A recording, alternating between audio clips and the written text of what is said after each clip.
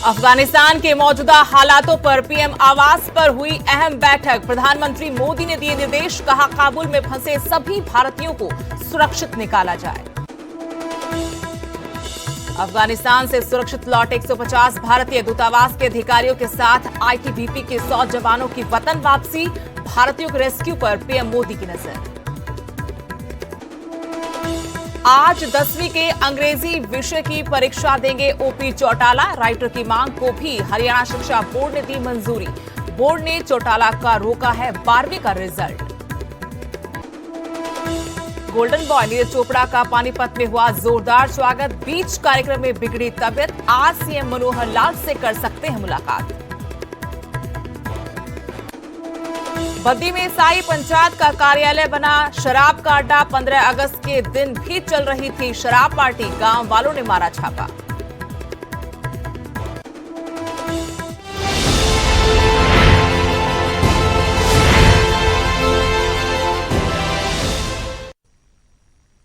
नमस्कार, आपके साथ मैं हूं स्तेश नैन मोर। बुलेटिन की शुरुआत करेंगे बड़ी खबर के साथ। पेपर लीक मामले में हरियाणा सरकार का बड़ा फैसला। नकल विरोधी कानून बनाने का फैसला मनोहर सरकार ने लिया है।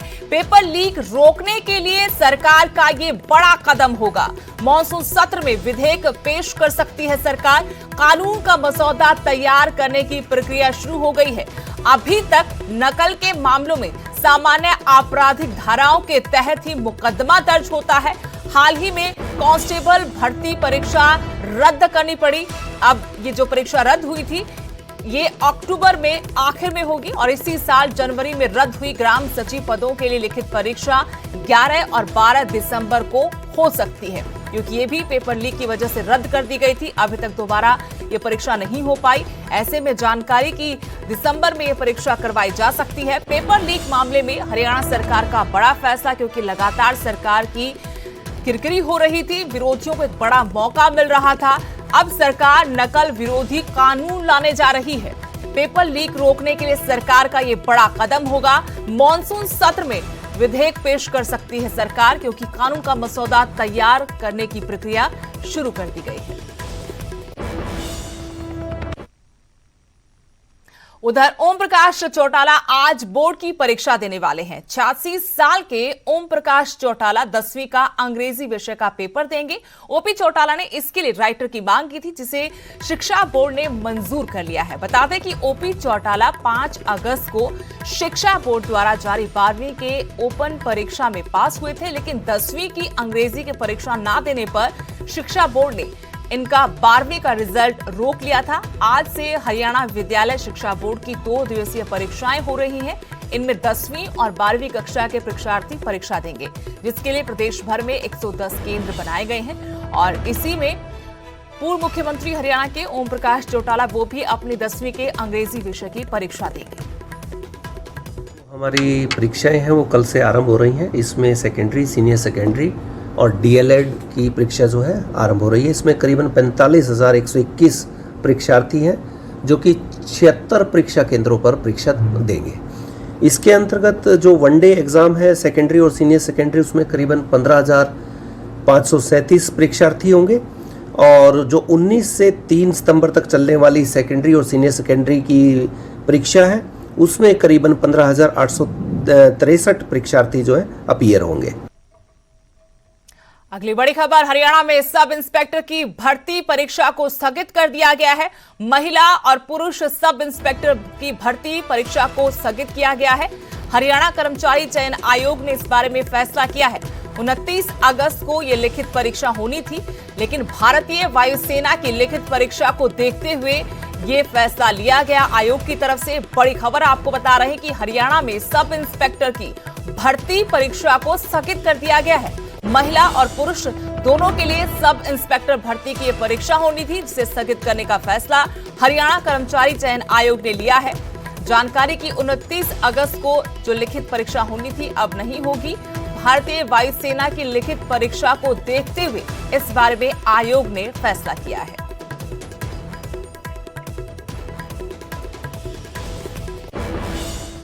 अब बात करते हैं करनाल की, जहां इंद्री के गांव हंसू माजरा में किसानों का विरोध प्रदर्शन देखने को मिला। दरअसल बीजेपी के विधायक और किसान मोर्चा के नेता गांव में कार्यक्रम कर रहे थे। जब कार्यक्रम खत्म हुआ तो उनके काफिले के आगे आकर किसानों ने सरकार के खिलाफ नारेबाजी की और विरोध प्रदर्शन किया।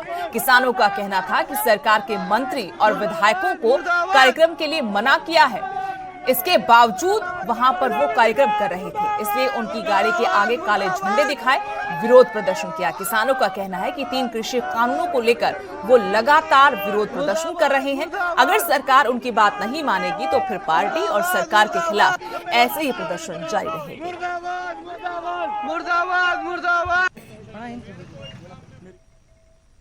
अब बड़ी खबर हिमाचल से। हिमाचल में एक बार फिर से कोरोना डराने लगा है।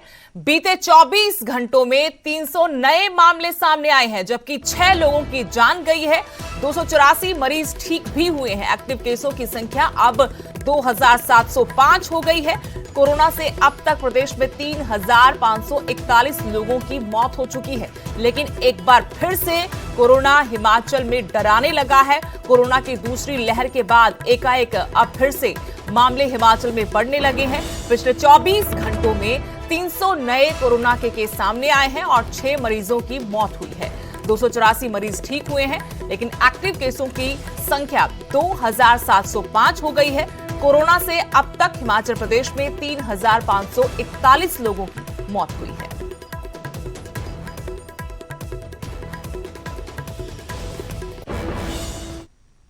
तालिबान से सहमे हुए चेहरे और जान बचने की उम्मीद लिए लाखों लोग मारे मारे फिर रहे हैं। अफगानिस्तान के दर्द को बयां करती कई तस्वीरें सामने आ रही हैं, जो वहां के भयावह हालात को बयां कर रही हैं। भारत सरकार भी अपने नागरिकों को एयरलिफ्ट कर रही है।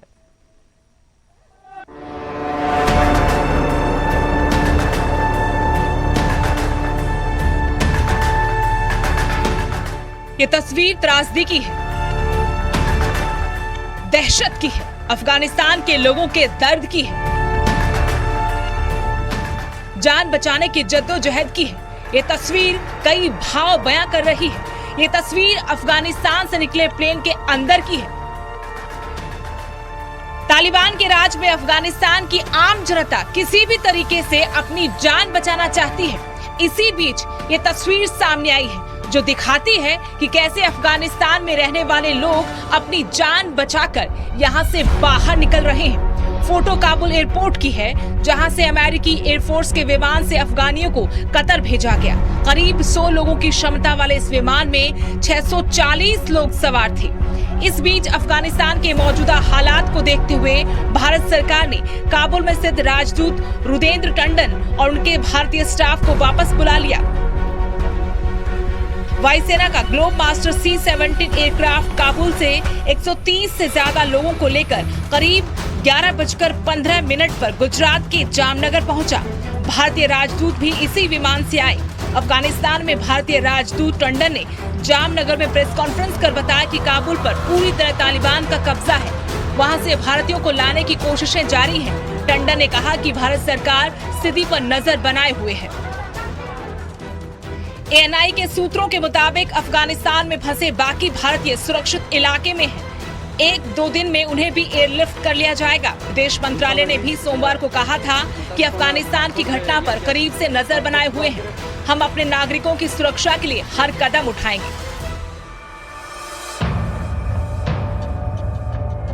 विदेश मंत्रालय ने कहा, हम जानते हैं कि अफगानिस्तान में कुछ भारतीय नागरिक हैं जो वापस लौटना चाहते हैं और हम उनके संपर्क में हैं। हम हर भारतीय से अपील करते हैं कि वो फौरन भारत लौटे। हम अफगान सिख हिंदू समुदाय के प्रतिनिधियों से भी लगातार संपर्क में हैं। जो लोग अफगानिस्तान छोड़ना चाहते हैं, उन्हें भारत लाने की पूरी सुविधा दी जाएगी।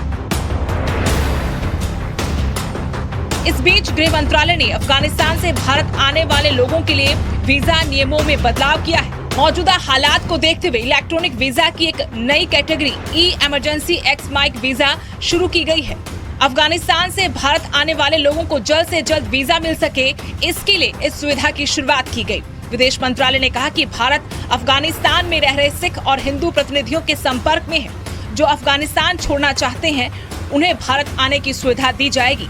विदेश मंत्रालय ने अफगानिस्तान में फंसे भारतीयों की मदद के लिए हेल्पलाइन नंबर 9717785379 और ईमेल meahelpdeskindia@gmail.com भी जारी किए हैं। काबुल में मचे कोहराम के बीच राहत की बात यह है कि काबुल एयरपोर्ट फिर से खोल दिया गया है। अमेरिकी सैनिकों ने मोर्चा संभाल लिया है। Bureau report, news 18।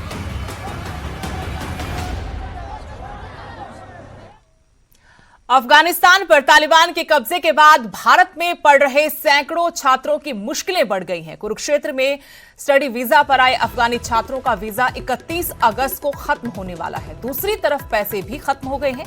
ये छात्र फिलहाल अफगानिस्तान नहीं जा सकते। गोलियों के साए में इनके परिवार जिंदगी की जंग लड़ रहे हैं। छात्रों के मुताबिक इस वक्त उनके सामने हर तरफ अंधेरा पसरा है। ये सभी छात्र हिंदुस्तान में ही रहना चाहते हैं जब तक कि अफगानिस्तान में हालात ठीक नहीं हो जाते। अफगानी छात्रों ने सरकार से मदद की गुहार लगाई है। Prime Minister of India Narendra Modi sir that if possible please help us like me 100,000 guys are here, they are not able to go back to our country as the situation is not good for all people, especially for girls. Even there is no flight they can go, even they can live in peace. It is dangerous for them to go back to वहीं golden boy Neeraj Chopra आज मुख्यमंत्री मनोहर लाल से मुलाकात कर सकते हैं। हालांकि मुलाकात पर अभी संशय बरकरार है क्योंकि पैतृक गांव पहुंचने पर नीरज चोपड़ा की तबीयत कल बिगड़ गई थी, जिसके बाद उन्हें कार्यक्रम से ही सीधा अस्पताल ले जाना पड़ा। आपको बता दें कि हरियाणा सरकार की ओर से खिलाड़ियों को सम्मानित किए गए समारोह में भी नीरज हिस्सा नहीं ले पाए थे। उस वक्त उन्हें तेज बुखार था और कल जब वो वापस अपने घर लौट रहे थे उनका जगह जगह जोरदार स्वागत हो रहा था। इसी बीच अचानक एक बार फिर से उनकी तबीयत खराब हो गई।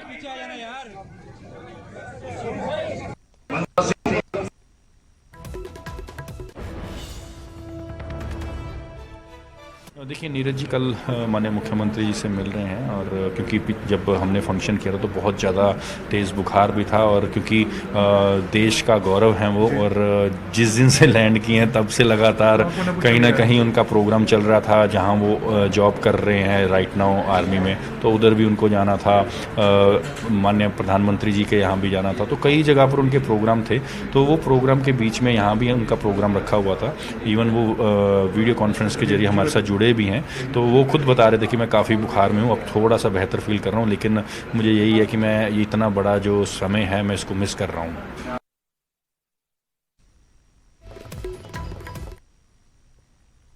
अरुणाचल प्रदेश में माओवादियों के साथ मुठभेड़ में दादरी के शहीद हवलदार वेद प्रकाश को कल अंतिम विदाई दी गई। शहीद का उनके पैतृक गांव मौड़ी में पूरे राजकीय सम्मान के साथ अंतिम संस्कार किया गया। वीर जांबाज को विदाई देने के लिए गांव में जन सैलाब उमड़ पड़ा। 40 साल के वेद प्रकाश करीब 22 साल पहले सेना में भर्ती हुए थे। रविवार सुबह वेद प्रकाश जब पेट्रोलिंग टीम के साथ गश्त पर थे, उसी वक्त पहले से घात लगाए बैठे माओवादियों ने फायरिंग कर दी और इसी दौरान एक गोली वेद प्रकाश की गर्दन में लगी, वो शहीद हो गए। जा रही थी पार्टी के ऊपर एम्बुश हुआ था जी। फायर का जवाब फायर से हुआ, उसके बाद इसको किन्होंने हमला किया था सर? ये टूरिस्ट पार्टी जी, जो वहाँ के टूरिस्ट ने अंडरग्राउंड की पार्टी। देश की आन बान और शान पर जब भी दुश्मन की बुरी नजर पड़े, देश पर कोई भी आंच आए, देश के वीर जवान जान की बाजी लगा देते हैं, दुश्मनों को नाको चने चबवा देते हैं। वीरता और साहस की ऐसी ही मिसाल पेश की है बहादुरगढ़ के बेटे विकास खत्री ने, जिन्हें उनकी इस बहादुरी के लिए सेना के प्रतिष्ठित शौर्य चक्र अवार्ड से नवाजा जाएगा।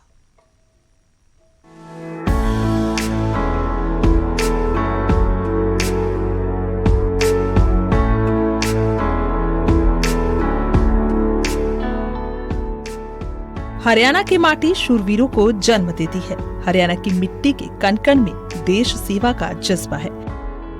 देश सेवा के इसी जज्बे से लबरेज बहादुरगढ़ के बेटे विकास खत्री को सेना का प्रतिष्ठित शौर्य चक्र अवार्ड मिलने जा रहा है। स्वतंत्रता दिवस के मौके पर जैसे ही शौर्य चक्र अवार्ड की घोषणा हुई तो परिवार, शहर और गांव में खुशी की लहर दौड़ गई। बेटे की उपलब्धि पर परिजन बेहद खुश हैं। सिर गर्व से ऊंचा हो गया।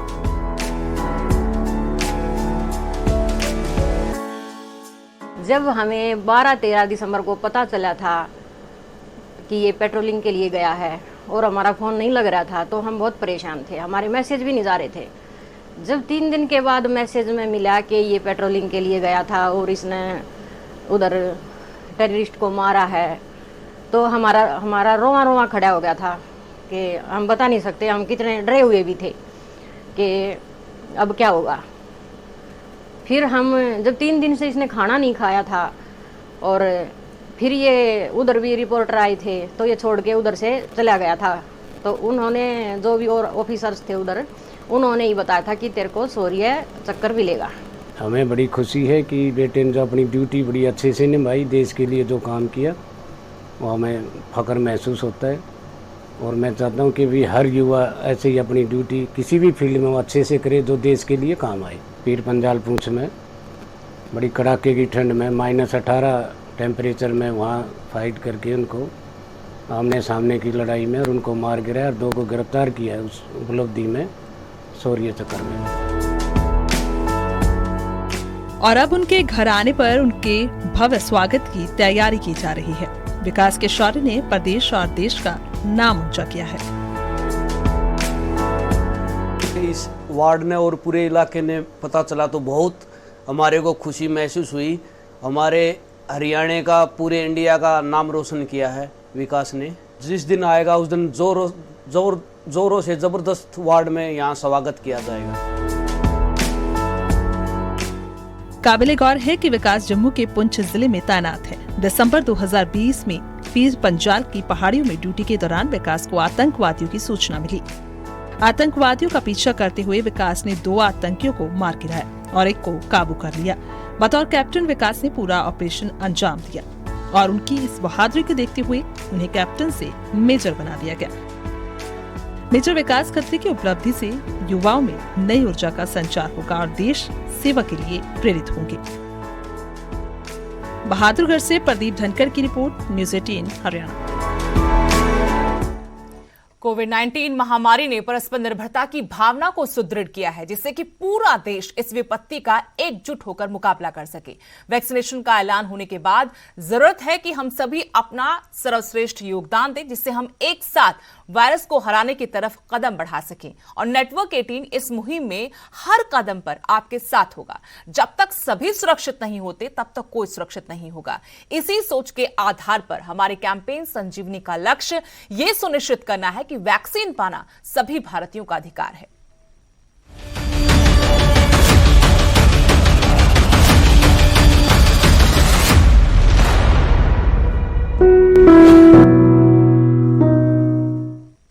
क्या सैनिटाइजर हानिकारक है? क्या टीके आपके डीएनए को संशोधित करते हैं? क्या टीकाकरण आपको कोविड-19 से संक्रमित कर सकता है? क्या ये सवाल आपके मन में है? खैर, अब एक जगह है जहां आपके सभी सवालों के जवाब मिल सकते हैं और ये सब आपके फोन पर होगा। नेटवर्क 18 और फेडरल बैंक के राष्ट्रव्यापी वैक्सीन जागरूकता अभियान के तहत कोविड-19 के खिलाफ Sanjeevani a shot of life Sanjeevani WhatsApp helpline की शुरुआत की गई है। आपको बस 7977773753 नंबर पर व्हाट्सएप करना है। आपको तुरंत आपके जवाब मिल जाएंगे, जानकारी जिसे जांच और क्रॉस चेक किया गया है। तो आगे बढ़ें, कोविड-19 पर अपने सवालों को, प्रश्नों को व्हाट्सएप करें और अपनी जरूरत की सभी जानकारी हासिल करें। संख्या एक बार फिर से बता देते हैं, 7977773753।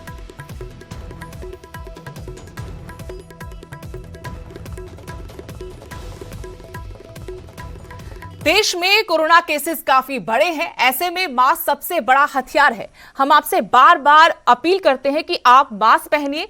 इसको लेकर न्यूज़ 18 ने एक मुहिम भी शुरू की है, मास्क पहनो इंडिया। आप खुद से ये पढ़ लीजिए कि जब तक ये महामारी है आप मास्क नहीं उतारेंगे।